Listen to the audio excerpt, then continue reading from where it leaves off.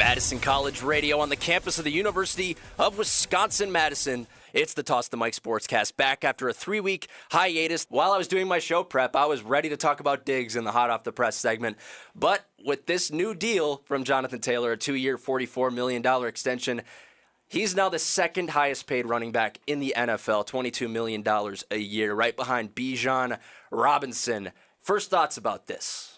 Yeah, I feel like if you were going to pay this much for a running back, I think you get good value with JT. I mean, the 2-year deal is something that's kind of interesting to me.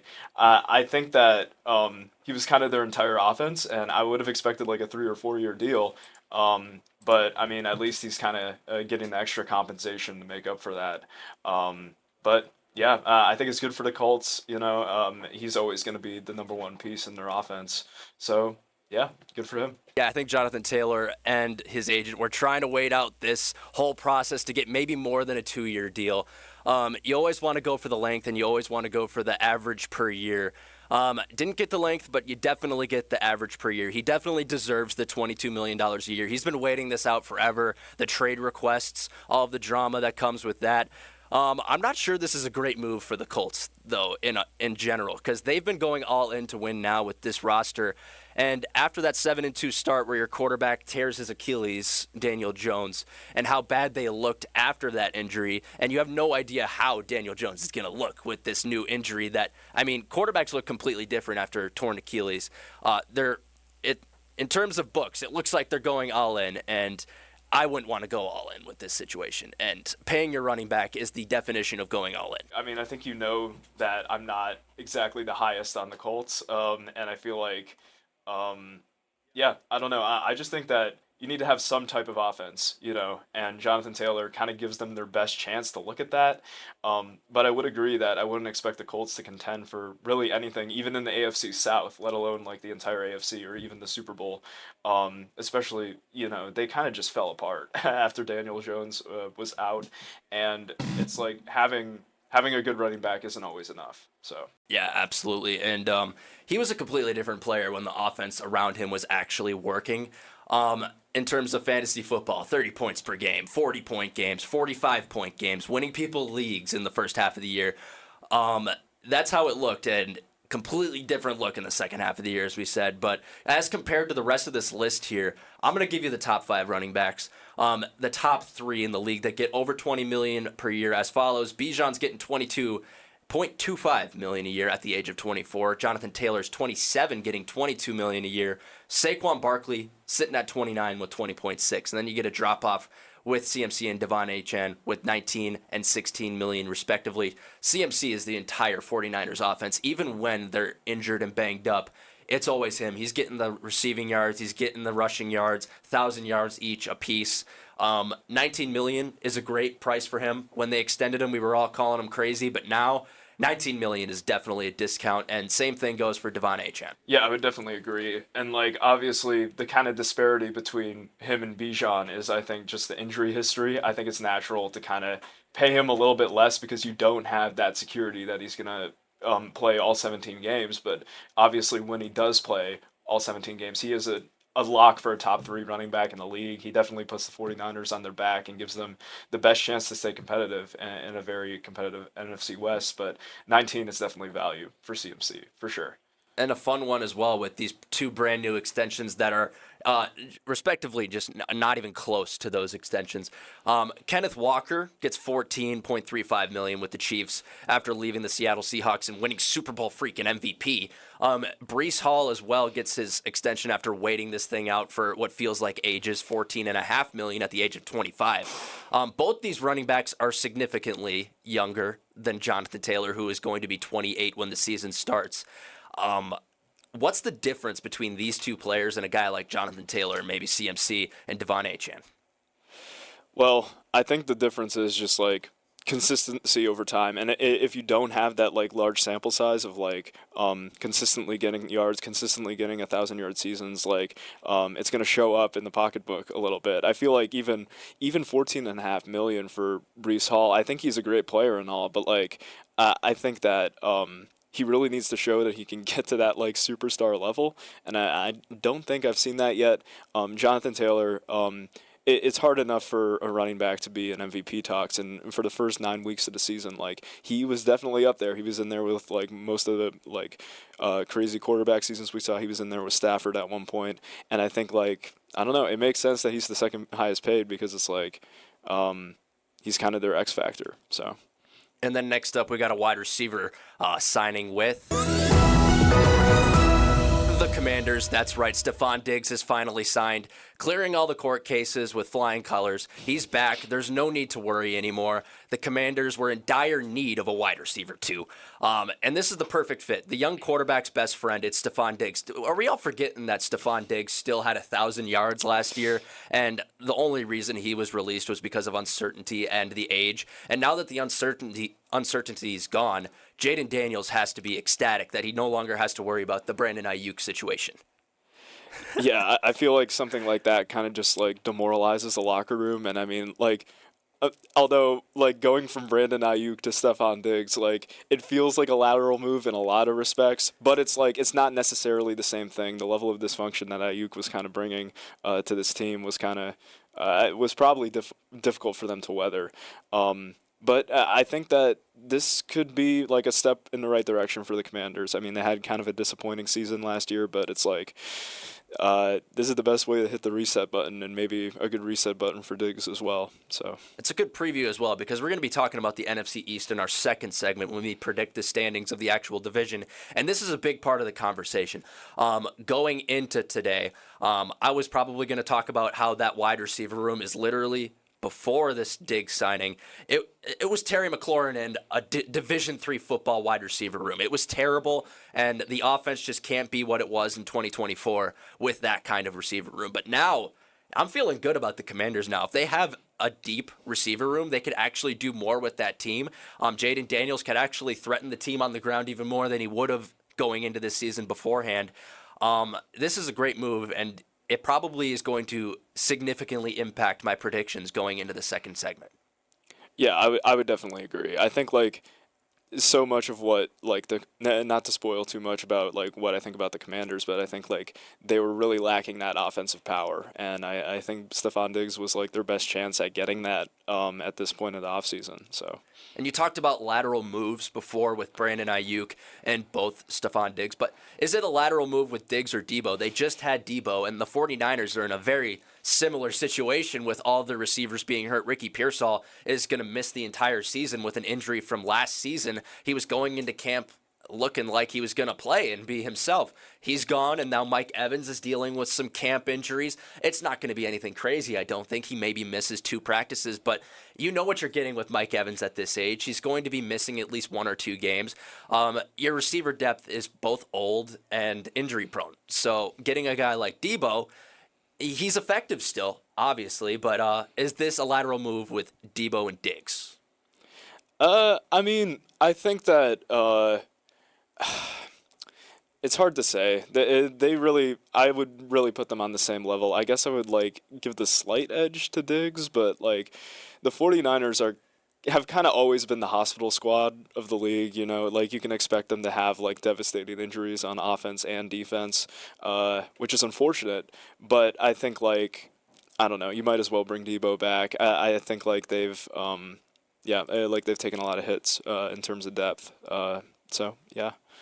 Well, in terms of effectiveness, last season, you get Deebo Samuel getting 725 yards, 5 total touchdowns. Obviously, he brings a threat to the running game as well. But last season, I mean, you only get 75 rushing yards. So you get about 800 total yards from Deebo Samuel. Stephon Diggs gets you 1,075 yards and 8 touchdowns. That's a great wide receiver season, probably the best wide receiver season you could get from a wide receiver too, unless you're the Cincinnati Bengals or something. So I think this is worlds better. I think it's not even close to being a lateral move, and the Commanders win this by a mile, and it adds, I think, in my opinion, 2 or 3 games to their win total. Yeah, that's definitely fair. I think that, you know, it just kind of comes down to regression. You know, regression is something that, like, nobody can really predict. I think, like, people have been waiting for Stephon Diggs to regress, but he's kind of shown that, like, he's going to stick around. He's going to be, still a big receiving threat in the league. So and with Debo, yeah, you are losing a lot of like power on the run game, but I think it just comes down to if he can adapt his game a little bit in old age, because nobody's really gonna hand off the football too much to like a 32-year-old Debo Samuel. Is that how old he is, or is he like kind of? Let's see how old he is. Yeah. He was born in 1996. Wow, that's old. Oh, Wow. Age 30. Okay. Yeah. Our age range in the Toss the Mic viewer base is actually 35 to 45. So I'm sorry to those that are watching that are over the age of 35. But yeah, and in football years, it's like middle age. Yeah, so it's not the same thing. Yeah, in terms of football and in terms of how Debo Samuel plays, they called him a wide back 2 years ago. He plays like a running back. His game is built around the yak, the yards after the catch. But with guys like Stephon Diggs, I'm not comparing him to Jerry Rice, but he plays like a Jerry Rice. He plays based off of his route running. He finds the soft spot. Veterans like him know how to get open. They know how to get down, like Tyler Lockett was big on this. He catches a ball 20 yards down the field, and he gets down right away because he took one big hit early on in his career, his rookie year, got hurt. It completely changed his his play style. So I think Stephon Diggs is a guy that knows that. His shelf life, I feel like, is a lot longer because going into last season, he came off his first significantly big injury in his career, tore his ACL with the Houston Texans. And he started off hot with the Houston Texans. But coming off an ACL, having 1,075 yards and 8 touchdowns with a brand new team with the New England Patriots, that's pretty stinking cool. Like, this guy, I like Stephon Diggs a lot, and I think we've all forgotten about how good Stephon Diggs is just because of the off-the-field stuff and just because of Brandon Ayuk's Instagram stories, let's just say. I don't think that those two are even comparable, to be honest, because the stuff that Brandon Ayuk would bring to your locker room is a little bit crazy, and I don't think you want that. So Stephon Diggs will probably be the quiet guy in the locker room and gets the work done, hard-nosed guy. So that's what I think about Stephon Diggs going to the Washington Commanders, and we'll go deeper into how they compare into the division later on. But I got a good one here for you because we kind of talked about this in shows previously, but here it is, hot off the press as well. It's Aaron Donald. Yeah, that's right, officially on the league transaction wire. I don't know if the Rams knew that this was going to happen, but it says Aaron Donald officially worked out for the Rams. In fine print, in legal documentation, he officially has worked out for them. There's no more conspiracy theories. We're not insane. This guy is actually thinking about coming back to the Rams. And if you want to know how this actually got marked down as a legal thing that happened, because Aaron Donald wore a Rams helmet and used Rams equipment. If he didn't do that and he just came in and worked out just wearing a workout shirt or something, they wouldn't have had to report it. But since Aaron Donald insisted on working out with a helmet, they had to report it. So what does this mean for the league, though? I'd say the league's parity is at stake here, but at the surface of it, it looks like we're all scared of a 35-year-old defensive tackle who's been out of the league for 2 years. And if you haven't been watching during Aaron Donald's prime, here's a refresher for you. This guy was the best in the league. He got number 1 in the Players' Top 100 not too long ago, and this guy retired very young. This guy could still legitimately be in his prime. And you know how crazy he is with those workouts, man. He still works out like a madman, so he's definitely in shape.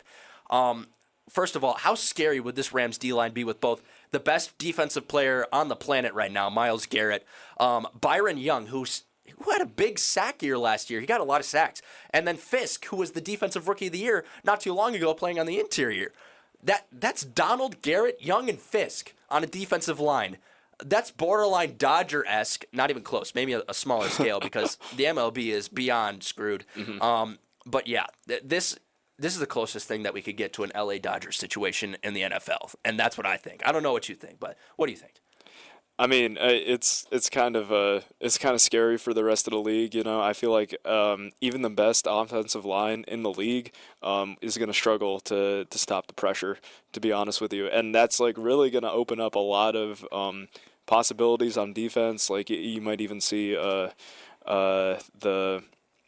the team kind of getting off the field more and more, and kind of giving Stafford more and more opportunities with Adams too. So it's like it's important to take in context like how good the Rams actually are without Aaron Donald, and like they get this player who's one of the best defensive linemen of all time, but he's still in shape. He could still realistically give you a 10-sack season at this point, because he's ready to go. And I think that, I don't know, anything less than the Super Bowl for the Rams this year is a massive disappointment. That's what I think. And Garrett and Donald are known for getting these 14, 16, 23, if you're Myles Garrett last year, sack seasons, when they're being double teamed, and the emphasis on these offensive game plans. I don't know how you game plan for this defensive line. I don't think there's ever been a defensive line with this kind of calibers of players.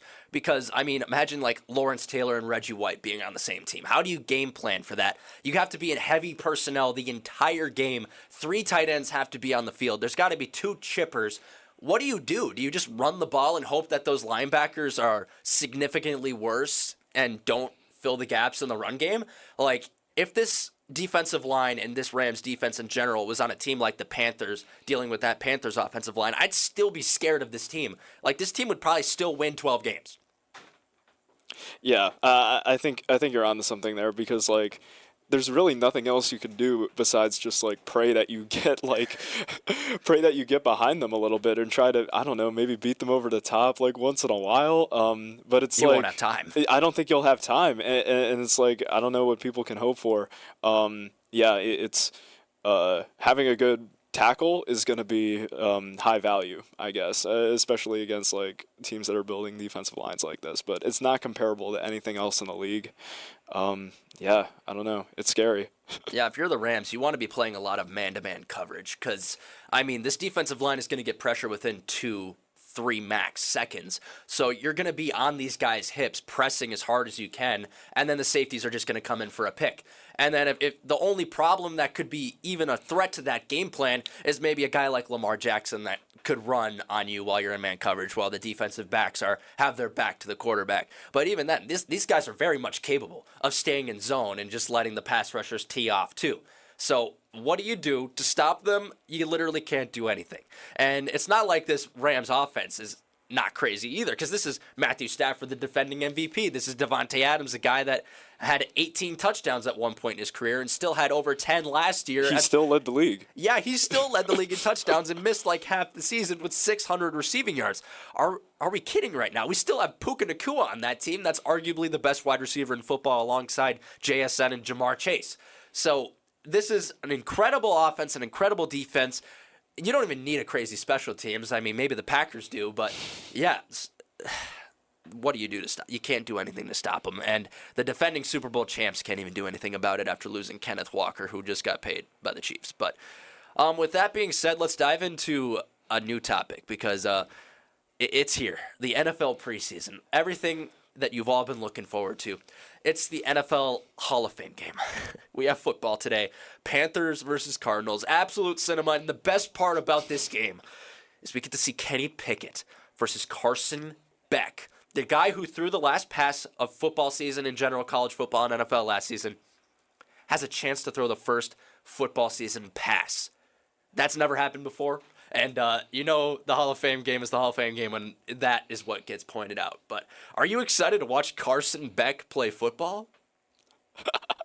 Well, I think just like boiling it all down to Carson Beck and his talent is kind of a mistake. But you know what? Yes, I am extremely deprived of football. I've kind of been missing it since the Super Bowl, and it's like I will be tuning in. But yeah, go Panthers. I'm literally just watching for Carson Beck, because I feel like the Carolina Panthers have endured such a nightmare start to the 2026 season of any NFL team. I mean, you lose Nick Scorton to a torn ACL literally the day before camp starts. I don't even know how that's possible. Their rookie wide receiver that they were high on, Chris Brazzell II, torn LCL, the same thing that Ricky Pearsall had within the first 2 weeks of camp. And these are the injuries they knew were coming on the offensive line. Akeem Aquinu and then Tyler Moton.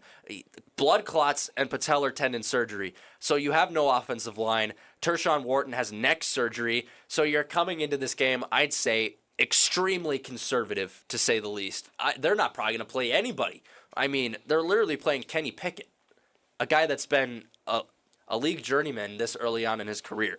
So you got to just be watching for the Cardinals at this point. And they're a fun team just because of how bad they are. And there's a lot of battles going on inherently with how bad that team is. I want to see the Beck versus Minshew battle, and it low-key would be hilarious if Carson Beck turned out to be really good at football. I'm not going to lie. And he has the potential to be good at football because he was projected to be the number 1 overall pick 2 seasons in a row and then fell off the face of the earth because he has 4 interception games in college football. But what do you think in terms of the Beck versus Minshew battle and the overall vibes and storylines going into this first NFL game of the season? Yeah, I think obviously Carson Beck kind of has a lot to prove. I mean, like, he has a lot of doubters, me included. But I would love to be proven wrong. I think that it's kind of the Cardinals' last hope, like, if he's, like, somewhat decent. But it's like, I feel like, I don't know. Is Jeremiah Love getting any snaps this game? Nope. Or not? Nope. That doesn't shock me. This isn't going to be like the Josh Jacobs thing where he came in randomly and played a Hall of Fame game for the Raiders and then got banged up. Right. Yeah, I think there's a lot to look out for with that. We'll see how. I mean, if he cracks under the pressure in, like, a preseason game, like, I don't really know what to say. Like, it's probably just it is like his first NFL game.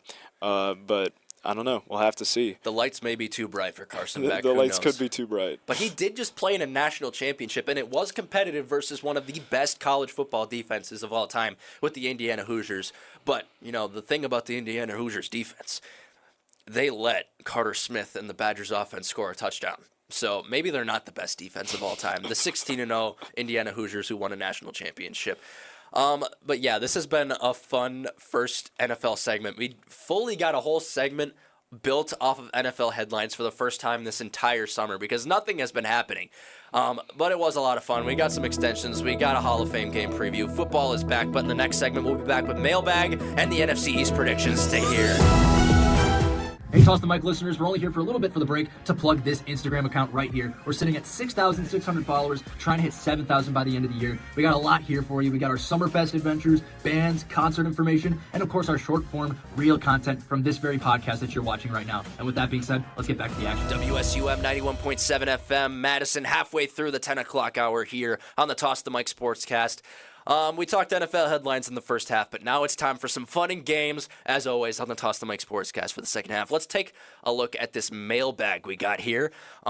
We've been gone for a while, so there's been a lot, but only 2 of them I feel that were good enough to bring onto the air. Here they are right here. They're both about the Steelers, and they're both about your take about the Steelers, funny enough. This one's from Earl Low-R1D.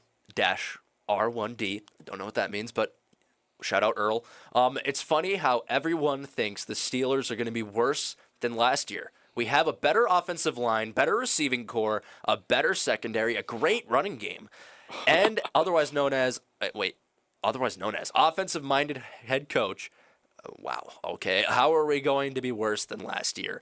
I'll defense it first, and you can defense it too because it's your take. But Sure. Yeah. Bro, I said because I replied to this.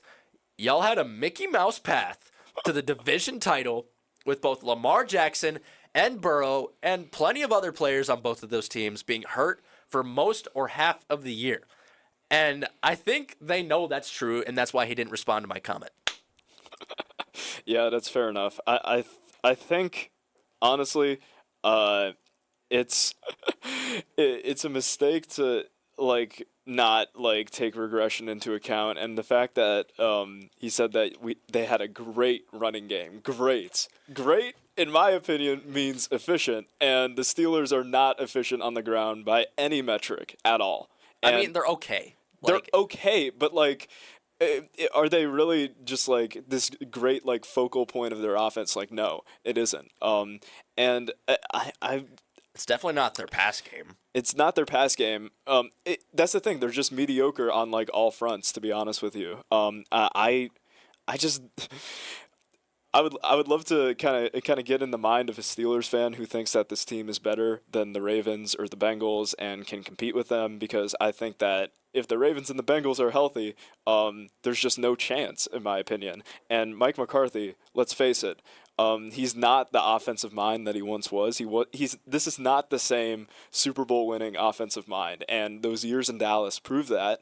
And like, this is just a glorified retirement tour for Aaron Rodgers. And as the more Steelers fans can accept that to be the case, and the fact that they won't be competitive in their own division, the easier this season will be. Otherwise, it's just going to be like a graveyard of expectations. All right, so Tony Whitehead is also backing this take in the same comment section. People always hating on the Steelers. We had Calvin Austin as our wide receiver too. We got Rico Dowdle from the Panthers, back-to-back 1,000-yard running back. Okay, better O-line, and we won 10 games last year. Our defense was terrible and was bottom 5. We still won 10 games. Just get our defense to 12th in the league, and we will win at least 2 more games, and our defense will love that. We finally will put up points and help out our defense. Oh my gosh. This is like the same thing, but like at least a better argument. Once again, you can't expect the Bengals and Ravens to fall apart like they did in injury-wise. Like, what are we talking about here? Like, I get that your defense fell off from like initial standards, but it was not that bad by any means. It was still holding teams to under 20 points. If you hold a team to under 20 points, you can win. Like against the Ravens, you held them to 24 points. That should be enough to win.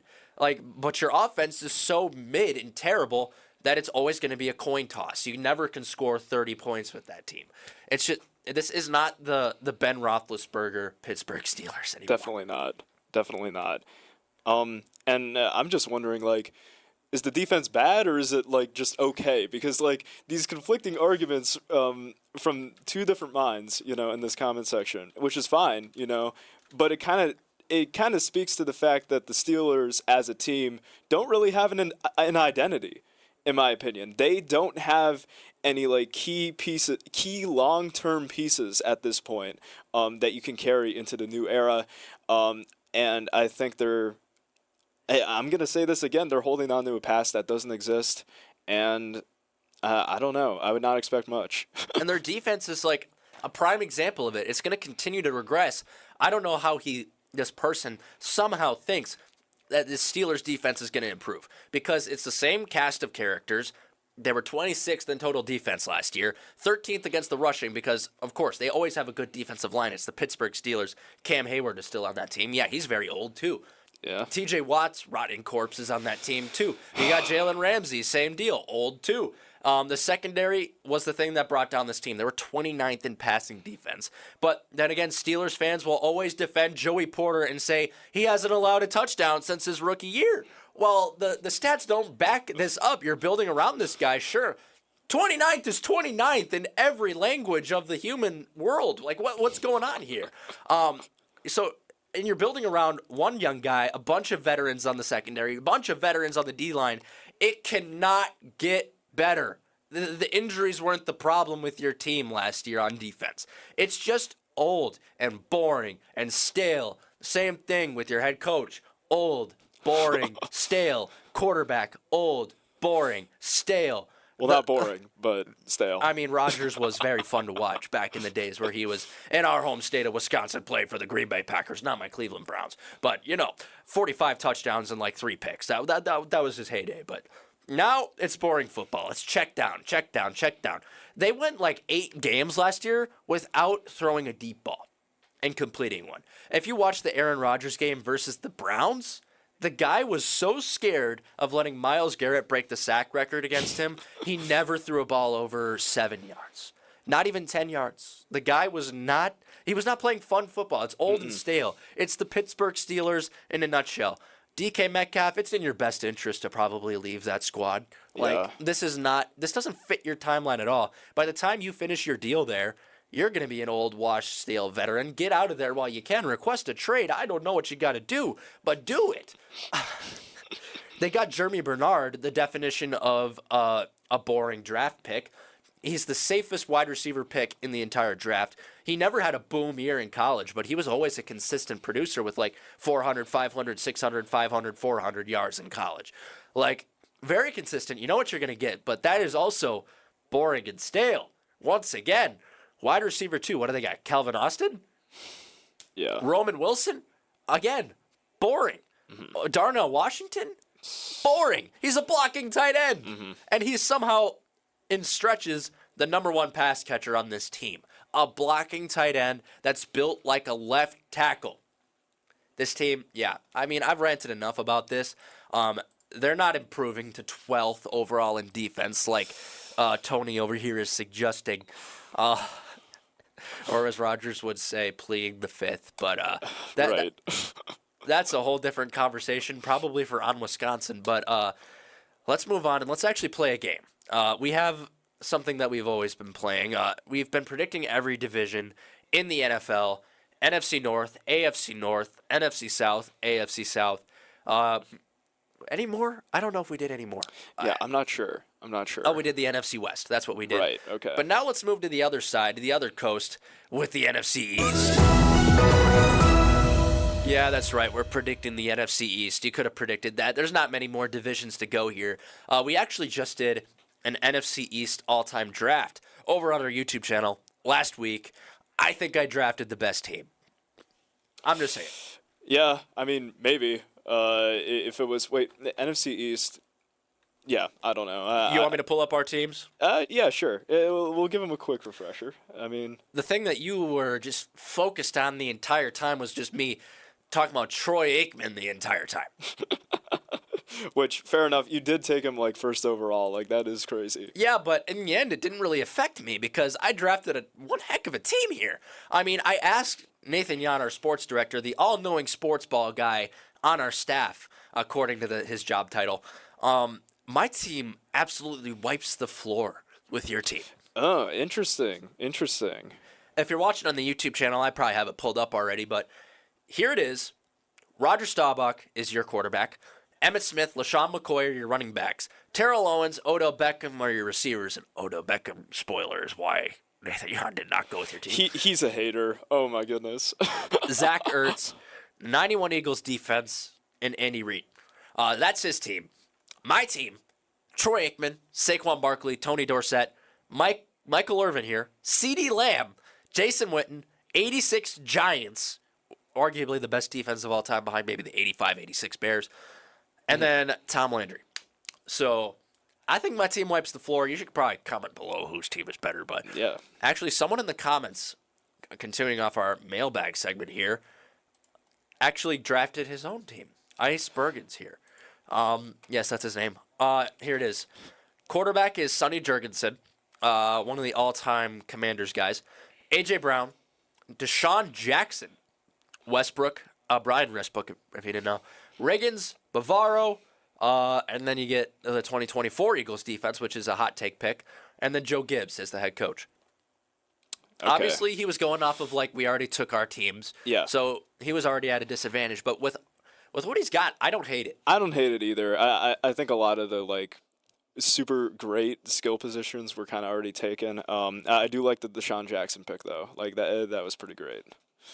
Loki, that's who you should have picked over Odell. Yeah, I mean, maybe. I think people are too harsh on Odell, Nathan Yan included, but that's just my opinion. In terms of all-time draft, though, Odell Beckham, like, I don't know, man. Like, even in his prime, he wasn't really at the level of guys like JSN and Puka and, you know, Yeah. like, maybe even CD, because CD almost had a 1,700, 1,800 yard season himself. Odell Beckham was never doing that. Like, his peak was 1,400 yards. Yeah, I mean, I guess, like, we'll have to see about CD and Odell all time, but I mean, it's like... It's like in the NFC North all-time draft that we did. It's like if you took Jordy Nelson, like, which Jordy Nelson maybe all-time is better than Odell Beckham Jr. Maybe. Argument could be made there, for sure. So that's probably where yours falls. Obviously, the clickbaity mistake of all of them was taking Troy Aikman number 1 overall, but at the same time, he's the second, at worst, second best quarterback of all time in the NFC. Yeah. NFC East. So, like, you can't go wrong with that. I still have Saquon and Tony Dorsett and Michael Irvin and CeeDee Lamb. Those are great skill positions. Mm-hmm. So I think that we've spent enough time on like rewinding that. But now we're gonna do it with the NFC East. We have ourselves we're going to do NFC East predictions. Yeah. So here we go. We've talked a lot about the NFC East, but here it is. I'm going to flip a coin. You call it in the air. Whoever wins it goes first. Tails. It's tails. And I'm now 1 and I believe 8 all-time in coin tosses on this show. Okay. Well, so I'm going first? Yep. All right, let's do this. This was a difficult division to predict because I feel like well, yeah, that's right. Thank you. This is a difficult division to predict just because I feel like a lot these teams kind of I guess like shrinked to each other's level. I guess I would say like I don't think there's one clear runaway favorite in my opinion. But that doesn't mean that there are still teams that are better than the others. I think I'm just going to get right into it. I mulled this over for a while, and I took a lot of like leaps into consideration. But I've got the New York Giants here, showing up fourth and at a Least modest. shocking. Yeah, it's not that shocking, but I got them at a modest 8-9. I think. Whoa! I mean, like, listen. I think that. Whoa! Listen, that's not that crazy. That okay? is pretty crazy. Okay. Whoa! Listen, I think that they. I was saying this last year. They have a lot of good young talent. I think that because they were really hurting because Malik Neighbors was not there. I feel like Jackson Dart was still figuring things out. You still had that Russell Wilson stretch of time, but when Jackson Dart was playing, they were in these competitive games. You know, they beat the Chargers, upset them in a really great regular season game last year.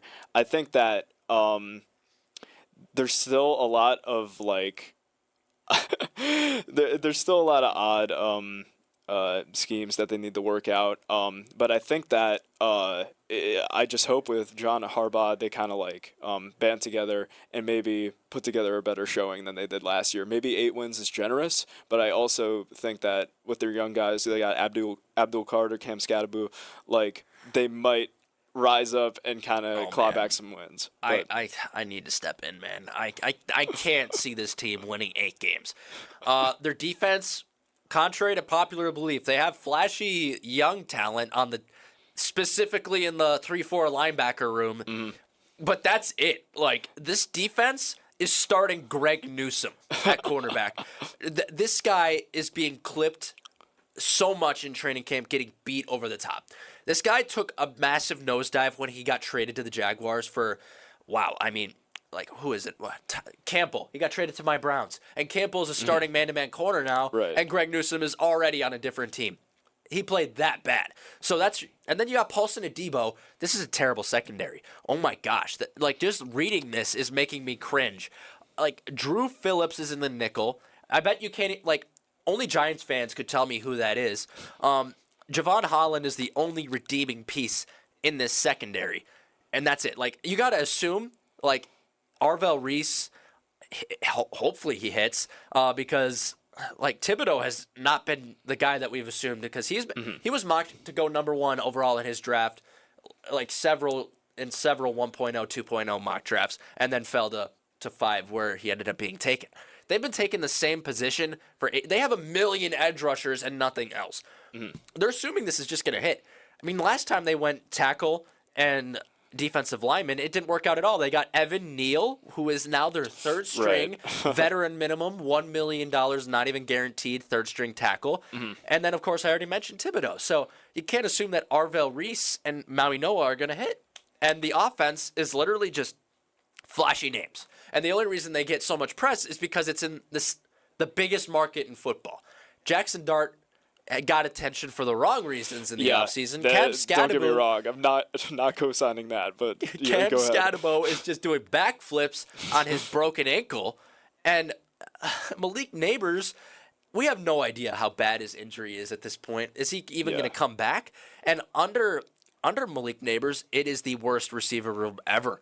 I mean, we were talking about the Commanders earlier in terms of their depth before they signed Diggs. Darius Slayton, Darnell Mooney, Malachi Fields, Juju Smith-Schuster, Odell Beckham Jr., Calvin Austin. Odell Beckham Jr. Wow. Yeah. We're talking a lot about Odell Beckham Jr. Yeah, for sure. He's all the way at third. He's really far down the depth chart. Wow. Yeah, That I know. stinks, but hell, Yeah. I mean, it's for fun, I guess.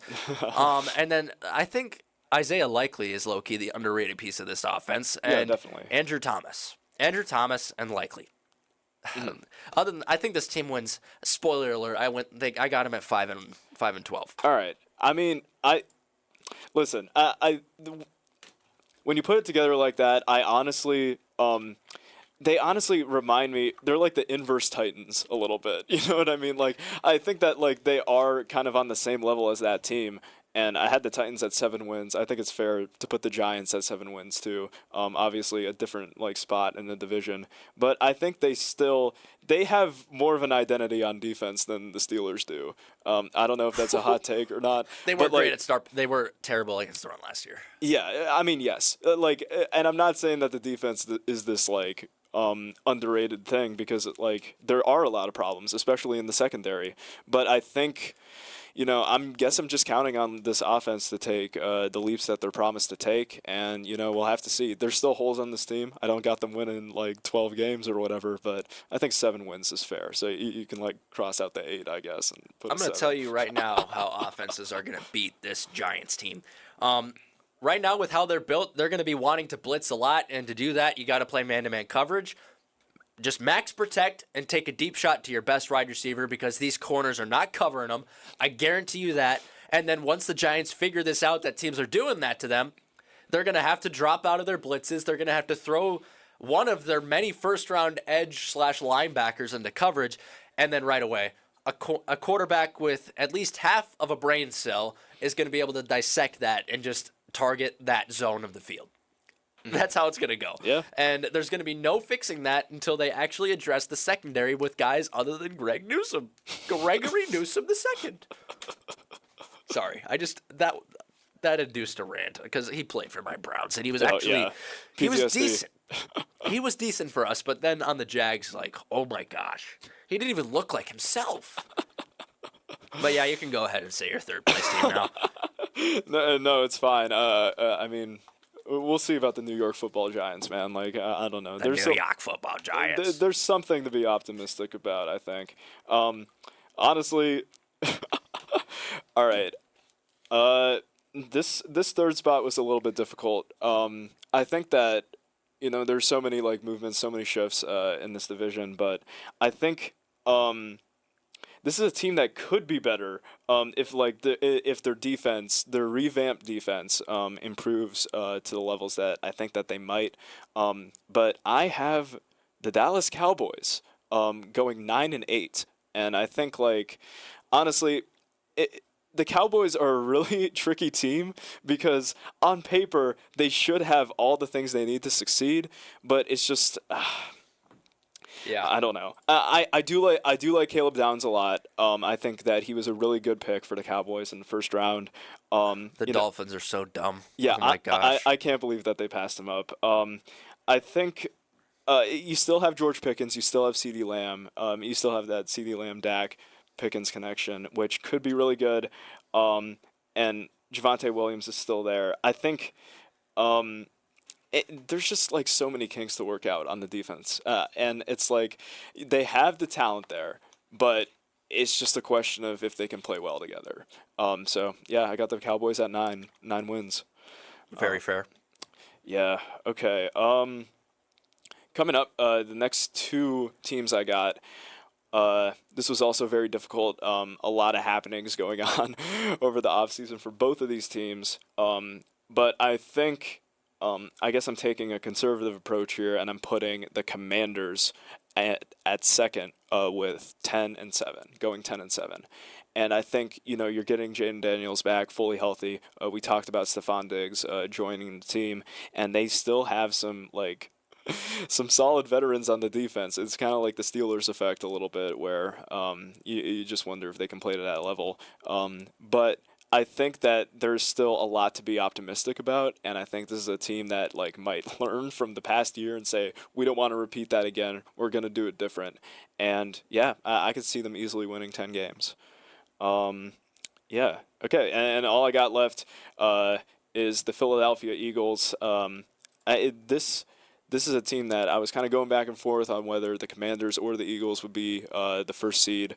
So I just decided they would have the same record, and I got the Eagles going 10-7.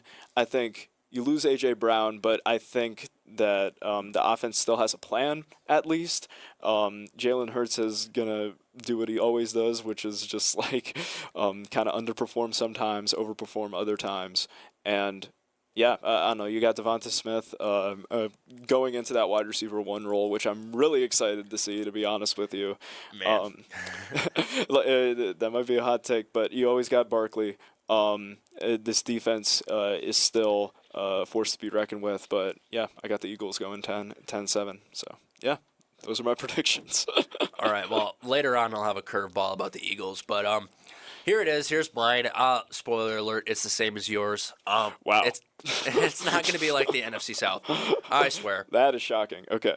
But here it is. I have the Giants at 5-12. Already told you why. I think I've ranted enough about this team. Cowboys. I was thinking of putting them at 7 wins just because they always underperform. But they always underperform, and it's like they should work.